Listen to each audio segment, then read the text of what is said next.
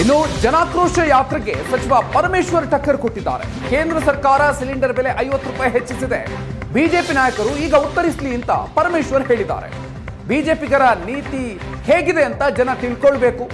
ಇದು ಜನಾಕ್ರೋಶ ಯಾತ್ರೆ ಅಲ್ಲ, ಬಿಜೆಪಿ ಆಕ್ರೋಶದ ಯಾತ್ರೆ. ಯಾತ್ರೆ ಮಾಡೋರು ಕೇಂದ್ರದ ಬೆಲೆ ಹೆಚ್ಚಳದ ಬಗ್ಗೆ ಉತ್ತರಿಸಲಿ ಅಂತ ಹೇಳಿದ್ದಾರೆ. ಬೆಲೆ ಏರಿಕೆ ಬಗ್ಗೆ ರಾಜ್ಯ ಸರ್ಕಾರ ಬೆಲೆಗಳನ್ನು ಏರಿಕೆ ಮಾಡಿದೆ ಅಂತೇಳಿ ನಮ್ಮ ವಿರುದ್ಧ ಪ್ರತಿಭಟನೆ ಮಾಡ್ತಾ ಇದ್ರು.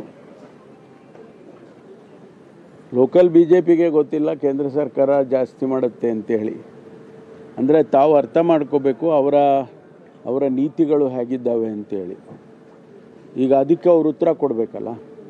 50 ರೂಪಾಯಿ ಸಿಲಿಂಡರ್ ಜಾಸ್ತಿ ಆಗಿದೆ ಅಂದಾಗ, 2 ರೂಪಾಯಿ ಪೆಟ್ರೋಲ್ ಡೀಸೆಲ್ ಜಾಸ್ತಿ ಆಗಿದೆ ಅಂದಾಗ, ಕೇಂದ್ರ ಸರ್ಕಾರ ಮಾಡಿದೆ ಅಂದಾಗ ಅವರು ಈಗ ಉತ್ತರ ಕೊಡಬೇಕು. ಈಗ ಜನಾಕ್ರೋಶ ಅಂತ ಹೇಳಿದ್ರಲ್ಲ, ಇದು ಬಿ ಜೆ ಪಿ ಆಕ್ರೋಶ ಅಂತ ನಾನು ಹೇಳಿದ್ದೆ. ಜನದ ಆಕ್ರೋಶ ಅಲ್ಲಪ್ಪ, ಇದು ಬಿ ಜೆ ಪಿ ಆಕ್ರೋಶ.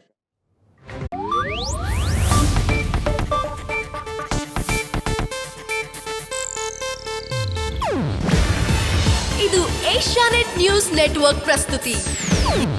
ನೀವು ನೋಡ್ತಿದ್ದೀರಾ ಏಷ್ಯಾನೆಟ್ ಸುವರ್ಣ ನ್ಯೂಸ್.